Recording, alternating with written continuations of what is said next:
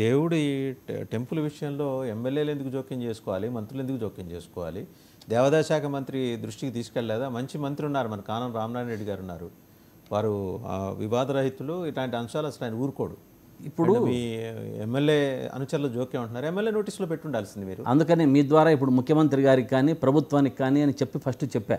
ఈ ఆలయంలో జరుగుతున్న అక్రమాలను, అక్కడ జరుగుతున్న దాడులను మీ టీవీ ద్వారా వివరిస్తున్నాను. ప్రభుత్వము దీన్ని చొరవ తీసుకొని పరిష్కరించి ఆలయ సొంతంగా చేసుకునే అవకాశాన్ని పీఠాధిపతులకి, అక్కడ ఆలయ అర్చకులకు ఇవ్వాలని కోరుతున్నా. 10,000 ఎకరాల భూమి ఉంది స్వామికి. అవును, ఏమైంది ఆ 10,000 ఎకరాలు? దాదాపు రాష్ట్రం మొత్తం మీద కూడా ఆలయ ఆస్తులు 10,000 ఎకరాలు ఉంటాయి. దాదాపు అహోబిల క్షేత్రంలోనే 250 ఎకరాలు 350 ఎకరాల వరకు రాష్ట్రం మొత్తం మీద అహోబిల మఠానికి 10,000 ఎకరాలు 10,000 ఎకరాలు ఉన్నాయి. కానీ ఇవంతా కూడా నేను అదే ఇంతకుముందు మనం చెప్పుకుంటూ వస్తున్నాము, రాజకీయ జోక్యంతో. ఇప్పుడు ఈ ఆలయానికి స్వయం ప్రవృత్తి ఇచ్చేశారు. 1 సంవత్సరం నుంచి గత ప్రభుత్వంలోనే 2 ఏళ్ల కింద వాళ్ళకి ఇవ్వడం జరిగింది. ఆలయాన్ని భూములు కానీ యాలము మామూలుగా వేలం వేస్తారు. ఈ వేలం వేసి వచ్చిన ఆదాయంలో ఆలయ నిర్వహణ కానీ, ఆలయంలో ఉన్న అర్చకులకు కానీ, ఆలయంలో ఉన్న ఉద్యోగస్తులకు కానీ ఇక్కడివంతా కూడా జరుగుతూ ఉంటాయి కార్యక్రమం. కానీ దీనివల్ల ఏమైపోతా ఉందంటే, ప్రతి ఒక్క రాజకీయ చొరవతో ఎమ్మెల్యే అనుచరులు, ఎమ్మెల్యే వారిని చెప్పుకుంటూ లోకల్గా ఆమె నా భూమా అఖిలప్రియ అనుకుంటా, ఆర్లగడ్డ నియోజకవర్గం కింద వస్తుంది. ఈ ఎమ్మెల్యే అనుచరులు అంటే దందాలు నిత్యము ఇదే. అక్కడ వచ్చిన ఎగ్జాంపుల్ అడవి ప్రాంతం, అక్కడ దందాలు చేయడానికి ఉందండి. అంటే అదే అనుకునేది మనము. ఆలయాలు అంటేనే చాలా అటవీ ప్రాంతము. అందులో ఆలయం అంటే మనకు ఎక్కువగా నరసింహస్వామి ఆలయాలన్నీ గుహలు, కొండల్లో ఉంటాయి. కానీ ఇక్కడ ఎటువంటి ప్రక్రియ ఉంటుందంటే, ఇప్పుడు ఆలయం సపోజ్ మీకు చిన్న ఎగ్జాంపుల్ చెప్తా. ఇప్పుడు తలనీలాలు సమర్పించి పోతూ ఉంటారు భక్తులు. దీన్ని వేలం వేయడం వల్ల దాదాపు ఆలయానికి 1 సంవత్సరానికి 2 కోట్ల వరకు ఆదాయం వస్తుంది. కానీ ఈ సంవత్సరంలో రాజకీయ ప్రమేయంతో ఆగిపోయింది.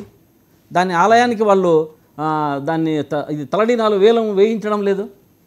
ఈ భాగంగా ఇటువంటివన్నీ చిన్నవి భూములు అయితే దాని భూములు కూడా 2 కోట్లు వస్తున్నప్పుడు వేస్తే టెంపుల్కి డబ్బులు ఉంటాయి అంటే దాంట్లో కమిషన్ రావాలి కదా ఎమ్మెల్యే అనుచరులకు కానీ, ఎమ్మెల్యేలకు కానీ. దాంట్లో ఎంత కావాలో ఇప్పుడు ప్రభుత్వంలో కూడా వచ్చేది అట్లాగే. ఇప్పుడు గత ప్రభుత్వంలో ఎప్పుడు మేము అట్లా కమిషన్ల కోసం పాటుపడే వాళ్ళం కాదు. అప్పుడు దేవాదాయ శాఖలో ఉన్నింది, ఇప్పుడు వారికి ఇచ్చేయడం జరిగింది.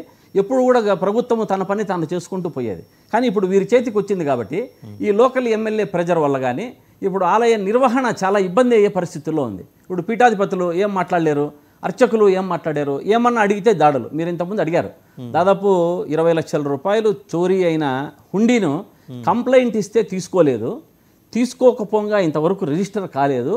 చెప్పేకి పోయిన వాడు ఇంటి మీద దాడులు జరగడం జరిగింది. హుండీ పగలగొట్టి తీసుకుపోయారా? హుండీ పగలగొట్టి తీసుకెళ్లారు, పగలగొట్టి డబ్బు తీసుకోవడం జరిగింది. పేపర్లో కూడా నేను చూసా, విచారించాను.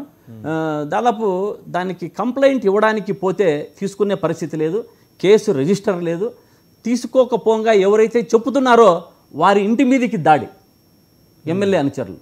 అంటే ఇది ఇట్లా ఆలయాన్ని నేను నిజంగా ప్రభుత్వానికి దీన్ని ఎమ్మెల్యేలను కానీ లోకల్ పెద్ద స్వయం ప్రభుత్వ ఆలయాలను పరిరక్షించేందుకు ఆలయ నిర్వహణకు పీఠాధిపతులకు వదలాలి. కానీ రాజకీయ జోక్యం ఉండకూడదు. మంత్రాలయ పీఠం కూడా అంతే. మంత్రాలయ పీఠం కూడా అది స్వయం ప్రభుత్వం కలిగినది.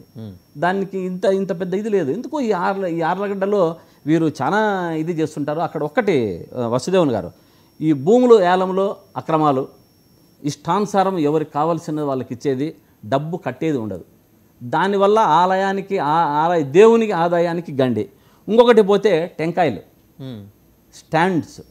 ఇప్పుడు దాదాపు మనకు బిల్డింగులు కడుతూ ఉంటారు. అక్కడ కూడా అడవిలో కూడా టోల్ గేట్లు ఉన్నాయా? టోల్ గేట్ అదే పెట్టేది.